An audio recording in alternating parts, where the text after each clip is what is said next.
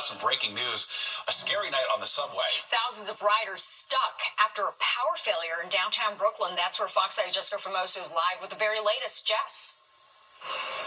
Stephen, Natasha, well, we are notified that those trains are still on the tracks at this hour, and they will remain there until the power comes back on. Now, this I'm getting from an MTA worker who is here at the scene, and we went down there, and we did see one of the trains on the tracks, and all the passengers have been taken out. But this, of course, disrupting service to a number of lines here. We're told the C line is completely suspended now. Video obtained by Fox 5 shows an explosion at Smith Street Station just north of J Street, which is where we are. Con Edison is not confirming if it's linked to this outage. Now, power was lost just before 5:30 p.m. between J Street Metro Tech Station and the Hoyt Skimmerhorn, disrupting the ACFG lines. These lines either lost power or had to be rerouted. Approximately 3,500 riders were on 2F trains that lost power. The MTA also says 3 additional trains were briefly stuck without power. However, those trains were able to go back to the station that did have power. First responders had to evacuate those stuck.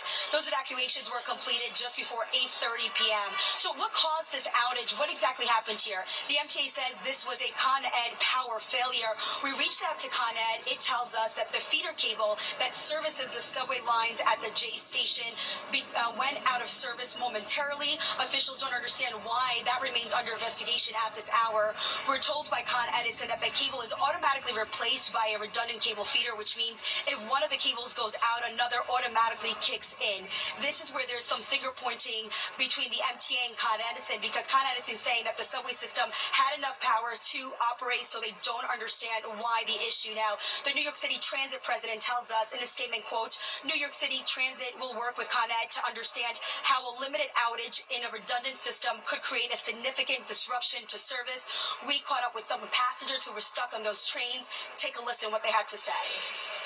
I was coming from Manhattan, coming from school, and it's kind of frustrating because, you know, the fares constantly go up, but the service is constantly going down, you know, so it's like we don't think it's fair that we got to keep paying all this money, and then it's like we don't even know how we're going to get home sometimes. They said that there was a power outage on the A train on Hoyt Street. So when I got off, I waited 15 minutes, and then I took another bus route to where I got to go. Now, the R train is running in both directions. Again, the C completely suspended. A number of lines also disrupted. Luckily, no serious injuries were told. We're told at least one person was taken to the hospital, but again, no one in serious condition at this hour. This, of course, will cause major delays throughout the night, and we're told possibly during the AM rush hour, which, of course, that is always a painful situation for many of us who are trying to get to work. That's the latest from Brooklyn. I'm Jessica Formoso, Fox 5 News. Natasha, Steve, back to both of you. Yeah, for sure. All right, Jess.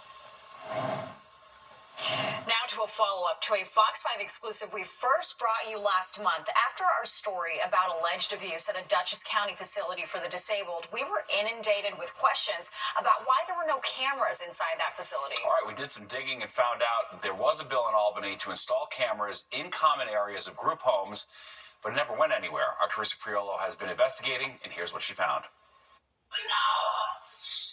2 weeks ago, this whistleblower video taken inside the renowned Anderson Center for Autism in Dutchess County aired exclusively on Fox 5, sending shockwaves through the disability community and alerting those who do not have a personal connection to the cause.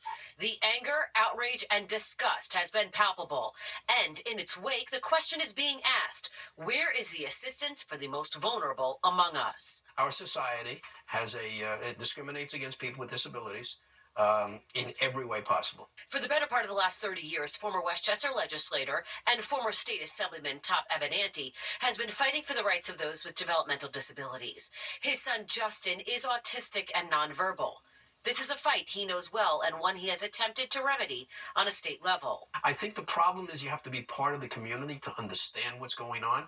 Abenanti drafted legislation to require cameras in residential areas of group homes back in 2017, a decade after Jonathan Carey was killed by a caregiver at OD Heck, and 30 years after the state-run Willowbrook Institution was shut down for rampant abuse.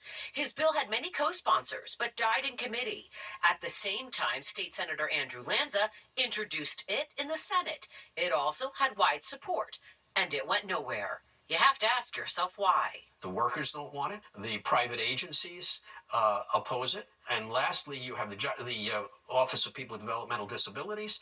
I believe they're misguided in their judgment, but they say that the federal law does not allow for cameras. Fox 5 reached out to CSEA, the union representing workers at some facilities. They say they don't represent Andersen employees. And, quote, CSEA has opposed this legislation because we feel it is a violation of federal statute. These group homes are the private living space for residents where they receive health care. In-home cameras would undermine the residents' privacy protections under the Health Insurance Portability and Accountability Act, HIPAA. The residents cared for at OPWDD facilities deserve the same guarantee of privacy that every citizen enjoys, regardless of their disability status. We also contacted the Assembly Speaker, Carl Hastie, and Senate Majority Leader Andrea Stewart-Cousins. They didn't return our calls and emails. Abenanti points out similar opposition existed when body cams were mandated for cops. It eventually died down, and now they are often seen as a positive policing tool. Tell me about any apartment building that does not have a camera in the vestibule. What parent of a newborn doesn't have a camera, baby cam, hidden somewhere in the room? The only people in the world who are not allowed to have a camera in their home are people with disabilities who are in group homes. That's discrimination against people with disabilities. When we spoke with state troopers, they told us they can only arrest when there's proof. And because you're dealing with a vulnerable and sometimes nonverbal population, that effort is often stymied. In Anil's son's case, a whistleblower and mandated reporter risked his job and work visa to expose this situation. He was fired by Andersen. We've been told oftentimes mandated reporters don't speak up for that very reason. Cameras may also help the state-run Justice Center investigate these cases. They are supposed to be the investigative agency that independently looks at complaints of mistreatment. That, too, advocates say, must be overhauled. Let's note that the Justice Center gets thousands and thousands of claims every year, and they're overwhelmed. They don't have the ability to investigate all of them thoroughly like they should, but there would be even more. And perhaps the knowledge that someone is going to be reported would prevent that person or slow that person down and let them think again before they commit abuse or neglect. And the cameras are a vital part of that. There are some facilities around the tri-state that have cameras installed in the residential areas. Now, it's not clear to me how management got around this argument of the federal restrictions, but they do have them installed, and I am told that they have been used repeatedly in instances where there were allegations of abuse and mistreatment. In the newsroom, Teresa Priolo, Fox 5 News. And for more exclusive content, you can download our free Fox Local app. Just scan the QR code on your screen and download it for free today. The City Council launching a new initiative to provide financial assistance to expectant moms who are dealing with housing insecurity. It's a pilot program being administered by the nonprofit The Bridge Project.